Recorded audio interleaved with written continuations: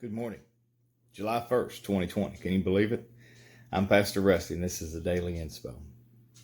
This morning I was thinking about and reading in Kings. And Solomon, when he was made king, when he became king, and he built a temple for the Lord, and he did some marvelous things. He did some awful things, but he did some marvelous things. We have recorded one of his prayers. It's a very specific prayer. You know me, I like to think about specific prayers, and I like to think about prayers that we have scriptural evidence for how they were answered. And so he came before the Lord. He could ask anything of the Lord. And what did he ask for?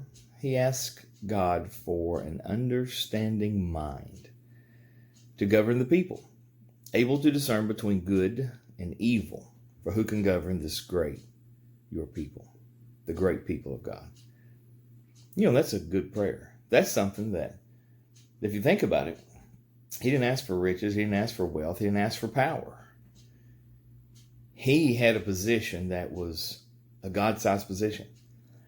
And he recognized that as a man, as a frail human, he was going to make mistakes. And he needed wisdom. He needed to know good from evil. Because in a position of authority, or in a position of power, or in a position where people look up to you, if you honestly want to lead, if you honestly want to be the person you're supposed to be, you need God's wisdom. You need God's strength. You need to be able to discern between good and evil.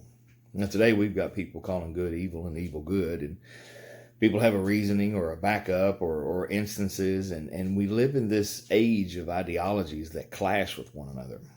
We see our leaders say one thing one day and say something completely different the next day, like they didn't say it the day before. And if they're our favorite leader, then we ignore the bad that they do. Or if they're not one of our favorite leaders, we always focus on the bad that they do. But I like Solomon's prayer. He asked for wisdom from God, and God blessed him greatly. There was never another wiser person that lived till Jesus. He's the wisest of all time.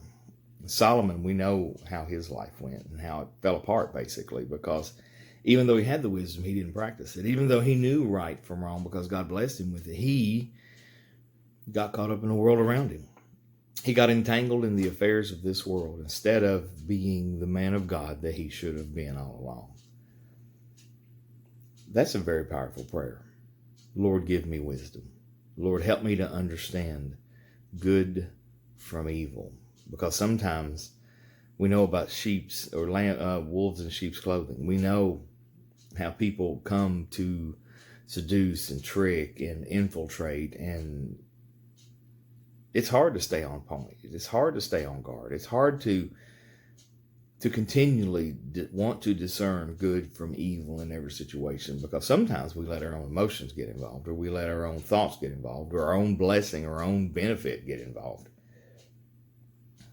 That'd be a good prayer for us today. Lord, help me to know good from evil. Help me to know the path for me to walk.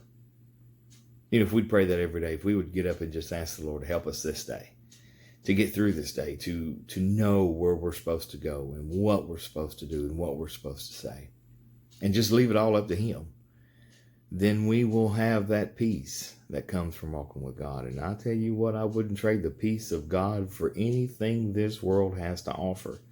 Now, I can't always say that, but the truth of the matter is my heart is to do the will of God. And I believe that if your heart is to do the will of God, you cannot miss it, because He makes the paths straight. Don't lean on your own understanding, as Proverbs says, but acknowledge God in all that you do. Give it to Him and let Him be your guide. That way, if people don't like what's going on, you can simply blame it on God. God's good for it. He can handle that blame. But when we get off on our own, start running our own gamut, start running our own schemes and games, we wind up like Solomon wound up. Even though he had the potential and the possibility and the providence of God, he still took care of him in a lot of ways. Well, that's something we can try to avoid today. That's something that we can say that this is the day the Lord has made. I will rejoice and be glad in it, and I want to serve Him with my whole heart. I hope that's your prayer today. I'm Pastor Rusty. I'll talk to you later.